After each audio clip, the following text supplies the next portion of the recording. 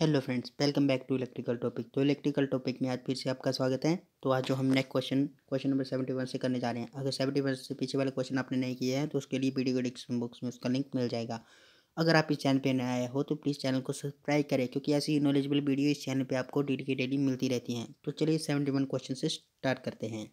71 question जो है, conformal coating is done in PVC assemblies to, means कि अनुरूपित लेपन का प्रयोग पीसीबी संयोजकों में डैश के लिए किया जाता है। जो मीन्स कि पीसीबी प्लेट जो होती है उसमें जो अनुरूपित लेपन का प्रयोग क्यों किया जाता है, ये क्वेश्चन में पूछा गया है। तो फ्रेंड्स, इसका राइट जो आंसर जाएगा, protect electronics from moisture and containment, means कि नमी और संदूषण से इलेक्ट्रॉनिक्स को बचाना। नमी और संदूषण से मीन्स कि नमी और प्रदूषण और इलेक्ट्रॉनिक सर्किट को बचाने के लिए जो हम अनुरूपित लेपन के लिए पीसीबी का उपयोग करते हैं, पीसीबी में अनुरूपित लेपन का यूज करते हैं। तो इसी प्रकार नेक्स्ट क्वेश्चन जो आएगा, नेक्स्ट क्वेश्चन सिंपल सा क्वेश्चन है लेकिन इंपॉर्टेंट क्वेश्चन है। 72 जो क्वेश्चन है, वायर बाउंड रजिस्टर बनाने के लिए उपयुक्त मिश्र धातु हैं। मीन्स कि जो वायर बाउंड रजिस्टर होता है, रजिस्टर जो करंट के रास्ते में बाधा उत्पन्न करता है, जो वायर बाउंड प्रकार का होता है, वो किस धातु का बनाया जाता है, ये इसमें पूछा गया है। तो ये जो होता है यूरेका धातु का बनाया जाता है। तो इसमें जो वायर बाउंड रजिस्टर बनाने के लिए उपयुक्त मिश्र धातु है यूरेका है। इसमें 40% जो निकल और 60% जो वो तांबा मीन्स की कॉपर मिश्र धातु होती है, दोनों को मिलकर बनाया जाता है। ये तन्य मीन्स की उच्च विशिष्ट प्रतिरोध वाले मीन्स की हाई रेजिस्टेंस वाली धातु है। इसका उपयोग अधिक उष्मा पैदा करने वाले प्रतिरोधकों में किया जाए, जिसके रजिस्टर अधिक गर्म ना हो, वहाँ पे जो वायर बाउंड रजिस्टर का यूज़ किया जाता है और इसमें यूरेका धातु का यूज़ जो किया जाता है। तो इस प्रकार नेक्स्ट क्वेश्चन है। नेक्स्ट क्वेश्चन एक सिंपल सा क्वेश्चन है, लेकिन सिंपल सा क्वेश्चन भी आरआरबी में पूछा गया है, वो भी लोको पायलट के लिए। तो सिंपल सा क्वेश्चन है, एक विद्युत सोल्डरिंग आयरन में उष्मक तंतु का प्रतिरोध 80 ओम है। यदि इसे 240 वोल्ट स्रोत से संयोजित किया जाए तो इससे प्रवाहित धारा होती है।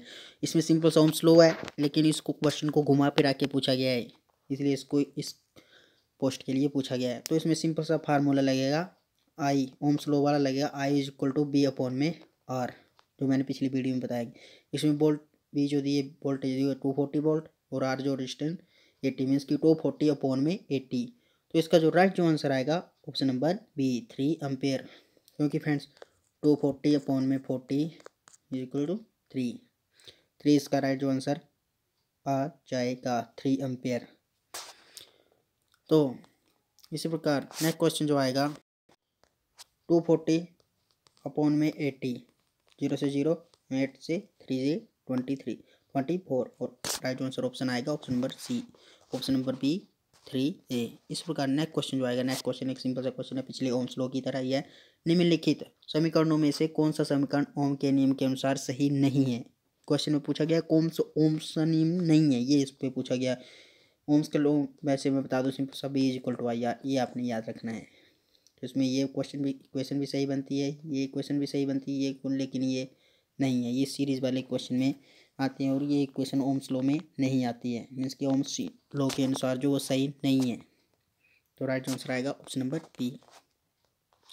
तो इसी प्रकार नेक्स्ट क्वेश्चन आएगा। नेक्स्ट क्वेश्चन सिंपल सा क्वेश्चन है, यदि किसी परिपथ में किसी प्रतिरोधक के पार वोल्टता तथा उसमें से प्रवाहित होने वाली धारा ज्ञात हो तो उस प्रतिरोध का मान निम्न सूत्र से ज्ञात किया जाता है। तो ये भी आरआरबी क्वेश्चन में पूछा गया है। तो इसका राइट जो आंसर आएगा option number C, R is equal to B upon में आई, जो पीछे वाले क्वेश्चन में 73 क्वेश्चन में जो फॉर्मूला लगा था वो इस क्वेश्चन में पूछा गया है। यदि किसी परिपथ में किसी प्रतिरोधक के पास जो वोल्टेज तथा उसमें प्रवाहित होने वाली धारा ज्ञात हो तो उस प्रतिरोध का मान R is equal to B upon में आई से ज्ञात किया जा सकता है, जो हमने 73 क्वेश्चन में इसको अप्लाई किया था।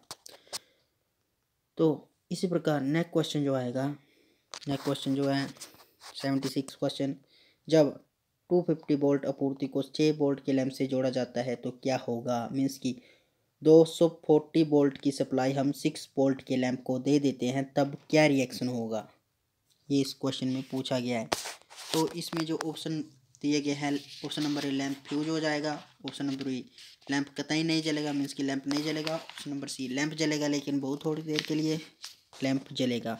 तो सिंपल सा पूछा है, अगर 240 वोल्ट की सप्लाई को हम मीन्स कि उससे 240 से कम वोल्टेज के जाएंगे तो लैंप जो है मीन्स कि इससे मतलब अप्लाइड वोल्ट है 240 वोल्ट और लैंप की रेटिंग इससे कम आती है वोल्टेज में, तो सिंपल सी बात है लैंप जो फ्यूज़ हो जाएगा, जो भी उसमें फिलामेंट लगा होगा वो जल जाएगा, क्योंकि उसको वो ज़्यादा उसकी कैपेसिटी से अधिक वोल्टेज उसको मिलेगी, इसी कारण जो लैंप जो फ्यूज़ हो जाएगा।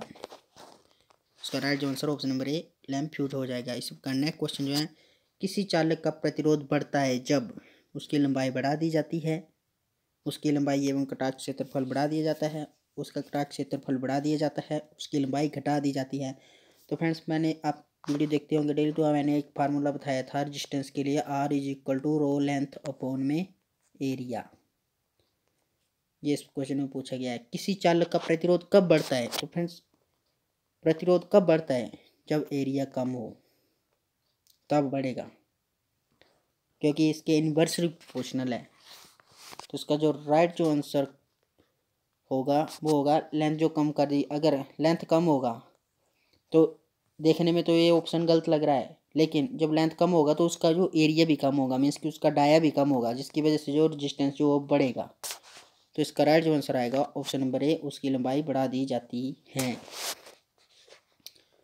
तो इसी प्रकार नेक्स्ट क्वेश्चन जो आएगा, नेक्स्ट क्वेश्चन भी सिंपल सा क्वेश्चन है, किसी चालक का विशिष्ट प्रतिरोध निर्भर करता है पिछले क्वेश्चन की तरह चालक के पदार्थ की प्रकृति पर। स्पेसिफिक रेजिस्टेंस जो होता है वो चालक के पदार्थ की प्रकृति पर निर्भर करता है। मैं संक्षेप में आपको समझाता हूँ। प्रत्येक चालक अपनी संरचना मीन्स की अपने अनुसार अपने में से प्रवाहित होने वाली विद्युत धारा का विरोध करता है, जो उसका प्रतिरोध कहलाती है। लेकिन विशिष्ट प्रतिरोधकता का मात्रक ओम मीटर होता है। भिन्न भिन्न पदार्थों का प्रतिरोधकता भिन्न भिन्न होती है, मीन्स की विभिन्न भिन्न जो मटेरियल होगी उनकी जो रेजिस्टेंस कैपेसिटी होगी वो अलग अलग होती है। तो इसी प्रकार नेक्स्ट क्वेश्चन जो आएगा, नेक्स्ट क्वेश्चन भी आरआरबी में पूछा गया। आज के मैक्सिमम क्वेश्चन जो वो किसी न किसी एग्जाम में पूछे ही गए हैं। धात्मिक प्रतिरोध और का प्रतिरोधक तापमान बढ़ाने पर, मीन्स की जो मेटलिक रेजिस्टेंस का प्रतिरोध मीन्स की तापमान बढ़ाने पर क्या होता है। धात्विक प्रतिरोध का प्रतिरोध तापमान बढ़ाने पर क्या होगा, ये इस क्वेश्चन में पूछा गया है। तो सिंपल सी बात है, बढ़ता है। ये मैंने पहले बताया, धात्विक प्रतिरोधक का प्रतिरोध बढ़ाने में तापमान बढ़ाने से इसका तापमान जो है बढ़ाने पर बढ़ता है। तो इस प्रकार नेक्स्ट क्वेश्चन जो आएगा आज का फाइनल क्वेश्चन है। वीडियो को जरूर लाइक करें। सामान्यतः पावर सर्किट में प्रयोग किए जाने वाले प्रतिरोध हैं, मीन्स कि पावर सर्किट में जो किस प्रकार के रेजिस्टेंस जो यूज़ किए जाते हैं। तो पावर सर्किट में आपने याद रखना है वायर बाउंड वाले में। पावर सर्किट मीन्स की अधिक कैपेसिटी में जहाँ पे अधिक लोड होता है वहाँ पे वायर बाउंड प्रकार के सर्किट में जो प्रतिरोध जो यूज़ होता है, मीन्स कि सामान्यतः सर्किट में प्रयोग किए जाने वाले प्रतिरोधक पावर बाउंड हैं। ये प्रतिरोध यूरोका तथा मैग्नीन नामक मिश्र धातु के बनाए जाते हैं तथा इन्हें मीन्स की इसकी विद्युत धारा वहन क्षमता की कार्बनों की अपेक्षा अधिक होती है, इसलिए इसका यूज जो वो पावर सर्किटों में प्रयोग किए जाते हैं।